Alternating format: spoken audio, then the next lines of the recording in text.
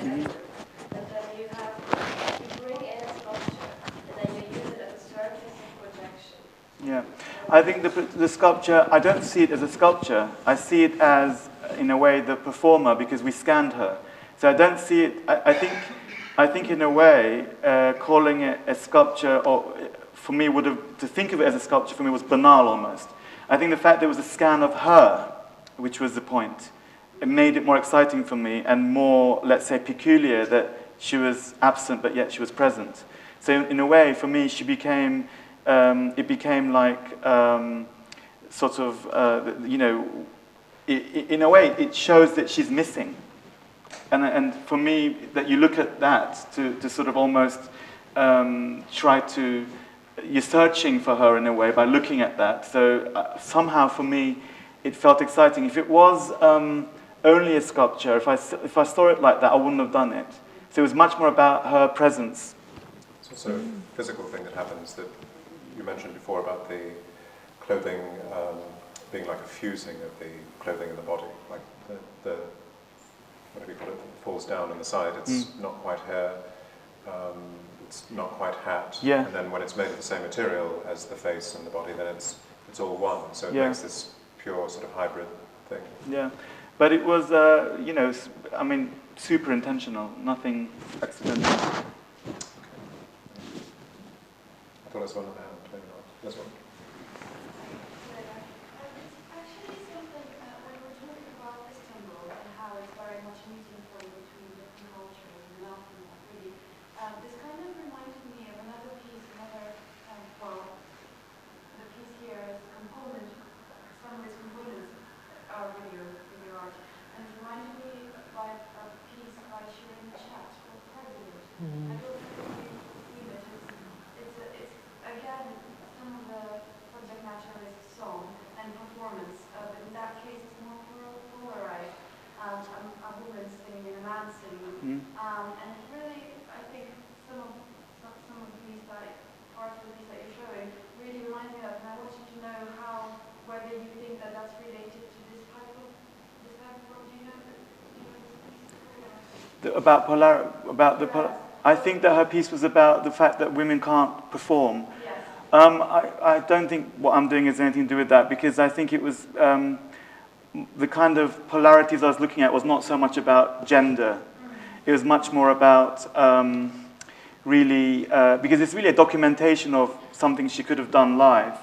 And it was really about how then I would put it into context like this, and then I'd separate the ingredients in the space. I think that I think her concerns were different. I think I do know the piece you're talking about. I know of it. I haven't seen it performed. I think, yeah, we'll all, you know, I guess, I'm sure I'm not the first person also to have dealt with music or a performer.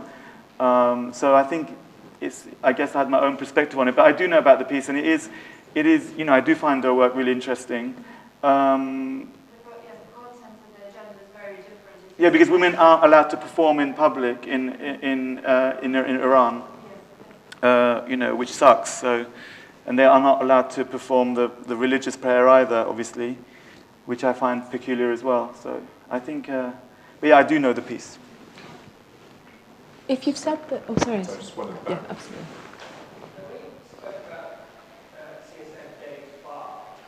Say that again.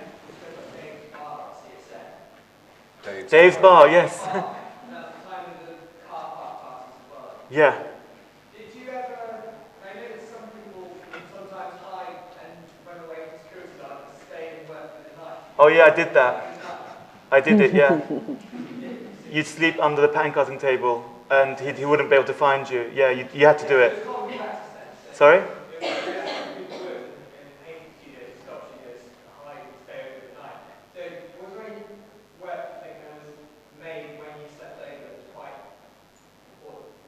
I can't remember as such, but I mean, honestly, we did do all that. And at the time, Soho was much more seedy than it is now. You know, now it's become like kind of gay commerce in a way. And then it was really dirty and really exciting. It was really sort of, how can I put it? We were all up our own asses by getting in because it was such an achievement to get into St. Martin's that, you know, you know, they were interviewing hundreds of people, so everyone had this air about them. But, you know, it all broke down very fast. But I think, no, it was really an exciting environment, it really was. I mean, now I find it's so institutionalized and has lost all the spirit. Yeah, we spent most of our time there. You know, we would, honestly, it was like you lived in the building, and yeah, it was definitely memorable. But yeah, I don't know why it changed, and then now moving to King's Cross, it's the whole. I mean, everything is numbers. Yeah, numbers, of course. If you were able to speak to that young Hussein now, what would you tell him to do? Would you tell him to do exactly what you did? Yeah, of course. It was all meant to be. Of course. Yeah. I'm Sarah. I'm an artist, mainly photography and music. And I just want to say you're so inspiring because of the fact that you move between disciplines, and also as an artist that has come from another culture. I myself am from Iran, and I guess I wanted to ask if you've had what have been the challenges of being an artist, designer and artist from another culture, and to become so successful. When you say another culture, I think you're implying an Islamic culture. Let's face it. Well, No? There's that as well. Not Yeah. just that, because I'm from Iran. Yeah. My family's Baha'i. Yes. So, but obviously, if you're from Iran, usually people assume that you are Muslim anyway. But Baha'i is not that disconnected, is it? It's connected to, my cousin is a Baha'i. Yeah.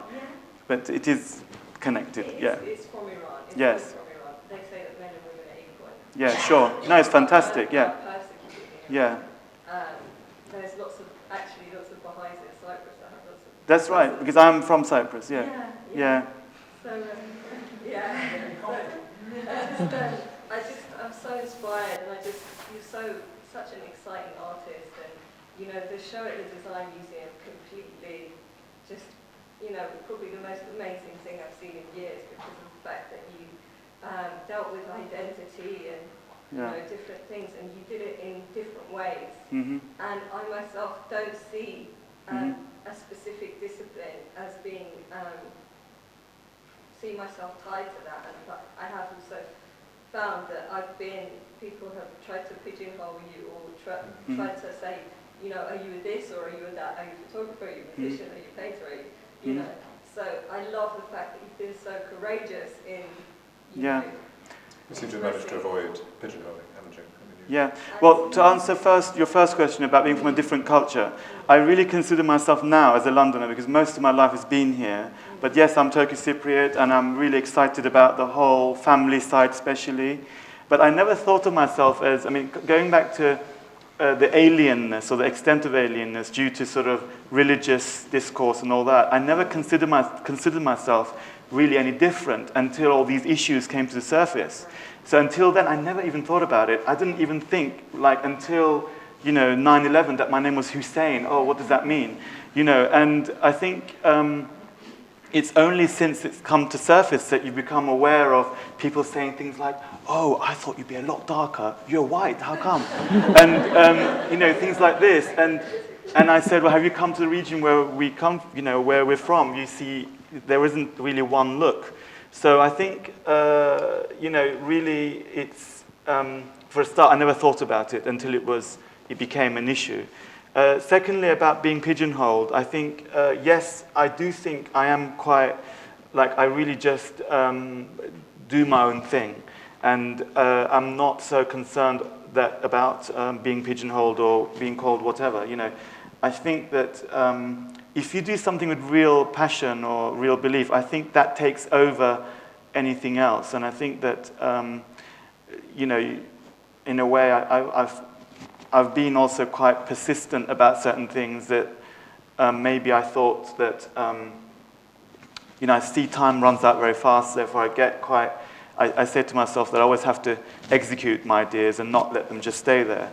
And I think it's also to do with the fact that, you know, I guess I'm on a mission, kind of some kind, where which was sort of is related to a new language, let's say, that doesn't really exist, which encompasses these things, because there could be a new language which doesn't need to be pigeonholed in itself. And I think, all these steps are hopefully going towards making it more solid. So, and I think there are other people like me who, like yourself and others as well, who are in this sort of in-between, and maybe that in-between can become more of a solid space soon. So I think, hopefully, the kind of work that I'm doing could also empower other people. You're absolute inspiration. No, well, I wasn't saying it for that, but in a sort of, in a way that. We've got time for one more question. Anybody who hasn't asked something over there? I'd just like to ask about the work of the process. So, is the way that you approach art the same as fashion in the process that you go through? Yes, except that there's a technicality to fashion that you really have to know about making clothes and pattern cutting, and it's super, super technical.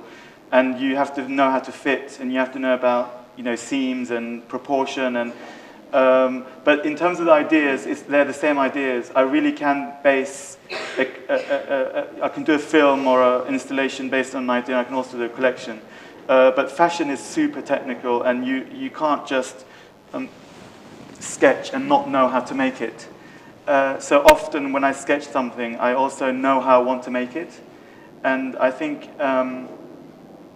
like I said, I think it's to do with that time we spent at St. Martin's that, like I said, we became we also constantly, did life drawing, and you really had to understand the body.